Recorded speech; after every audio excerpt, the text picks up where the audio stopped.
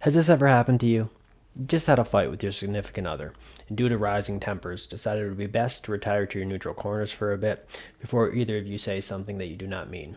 This can be both wise and necessary in most intimate relationships from time to time, as it's rather difficult to take back things said in anger. So you'll both take some time and think about what just happened, reconvene, and find some common ground ideally. Maybe even do an after action report on what went wrong so you can learn from the experience and not make the same mistakes in the future. One of you goes to the bedroom, one of you goes to the living room to unavoidably stew on what just happened. You both independently play and replay the event within the privacy of your own mind.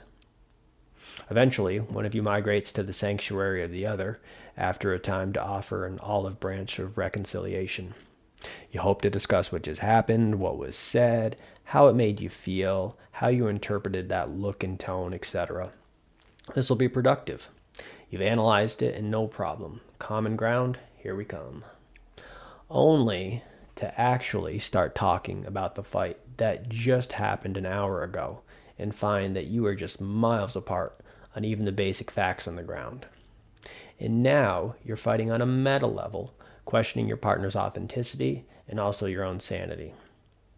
How is it that your partner thinks you said this when you know that you didn't, and vice versa? And did they really not hear that tone that they used? And did I actually roll my eyes? I don't remember that. In fact, I tried very intentionally not to roll my eyes. If anything, I anti-rolled my eyes. Again, how can you be miles apart on something that just happened? I hope to answer that question today and explain it in reference to a theory in cognitive psychology called the Revisionist Model of Memory. Let's get into it.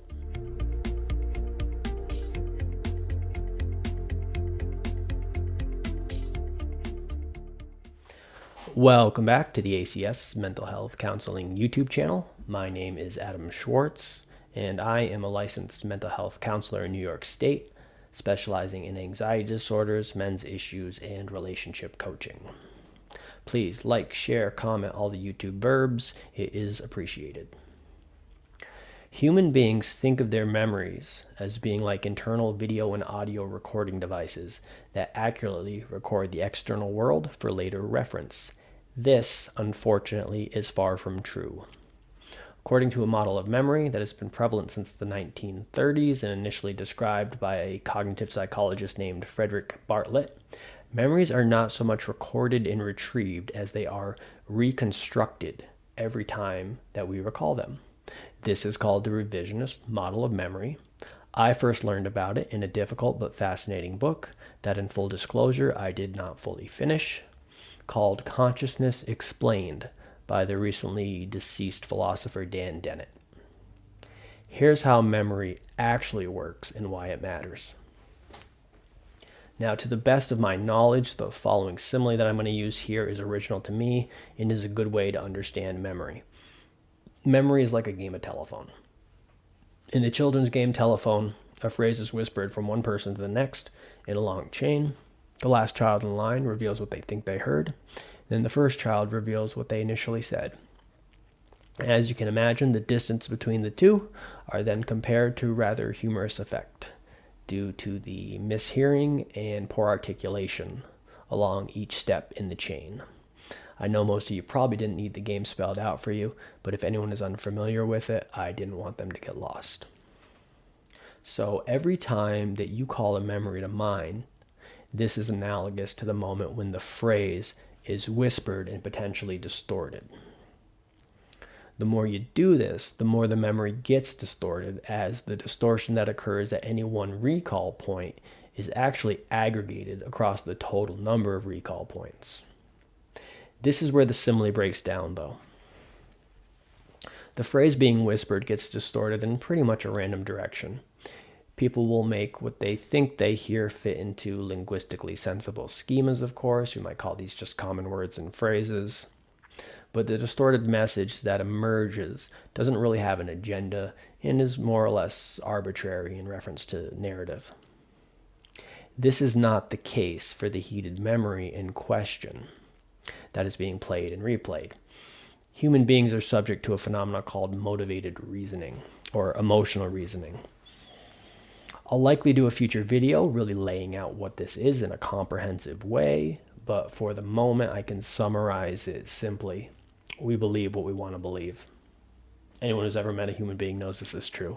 Think of expressions like all looks yellow to a jaundiced eye, or rose-colored glasses, or simply we see what we want to see. That's it. We believe what we want to believe emotionally. Now, the relevant emotion to the situation of arguing with your partner is anger. Anger is a very beguiling emotion. It feels good to us. And one of the reasons for this is it reduces the anxiety of cognitive dissonance by offering us moral clarity. Now, as you are sitting there in your righteous indignation, replaying what just happened over and over, the memory is being revised in your mind in the direction of what you would like to believe actually happened. You would like to believe that you were wholly in the right and that your partner was mostly, if not wholly, in the wrong, and the misremembered fight begins to fit this emotional template. To put a finer point on it, here's how it might play out. Maybe you said something like, "You just don't get it." Now assume that there's a camera in the room and that this is what was actually objectively said, and everyone could agree on that.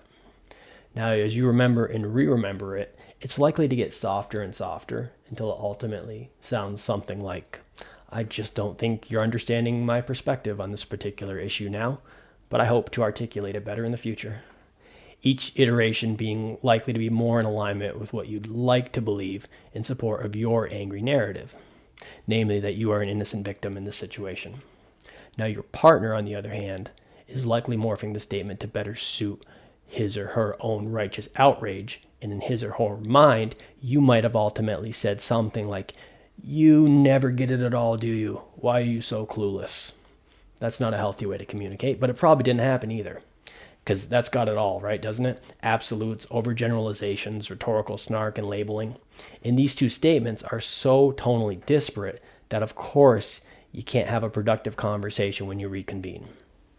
In whatever distance from reality the statement migrated for one of you, call it distance x, the statement has migrated in the opposite direction for the other. So the distance between the two endpoints is actually 2x, which can be miles apart, and that's why you can't agree on anything.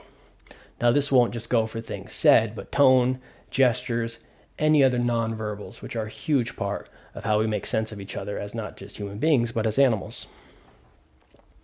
Now, there's one additional phenomena I want to end on because I think it illustrates just how funny human beings can actually be, and we can be pretty funny. I know this isn't just me and my wife because this seems to resonate with every client that I communicate it to.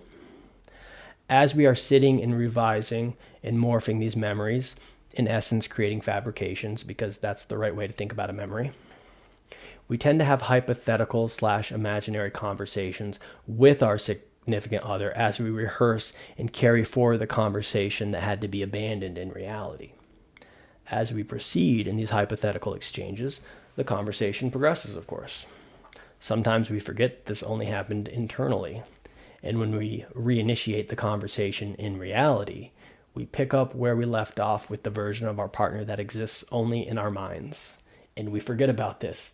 And now we're talking past each other because we can't remember what actually happened and what merely we imagined to have happened. So your revised memories feed your anger, and your anger feed your revised memories. Now here's the good news. No one's lying, not really. We tend to walk away from these exchanges asking ourselves if we are in a relationship with someone who is fundamentally dishonest. I hope today's talk has made it clear that it's more complicated than that. These more or less good faith alterations happen bit by bit and degree by degree and aren't disingenuous in the same way that an intentional lie is, not really at all. So what do we do about this? Clearly record every interaction, because indisputable proof that will allow you to dunk on each other will help tremendously. No, of course not. Don't do that. Do this. Recognize the phenomena and that it is not only a possibility, but likely a reality and a thing that you are both doing. This will allow you to second guess your own narratives in a healthy and humble and flexible way, and it will allow you to have more understanding and grace for the interpretations and narratives of your significant other. And of course, if you really need it, couples counseling can truly do wonders. You'll learn all kinds of interesting and useful things. I hope you found this informative. If you did, like, share, comment, subscribe. And if you do subscribe, I will see you in the next one.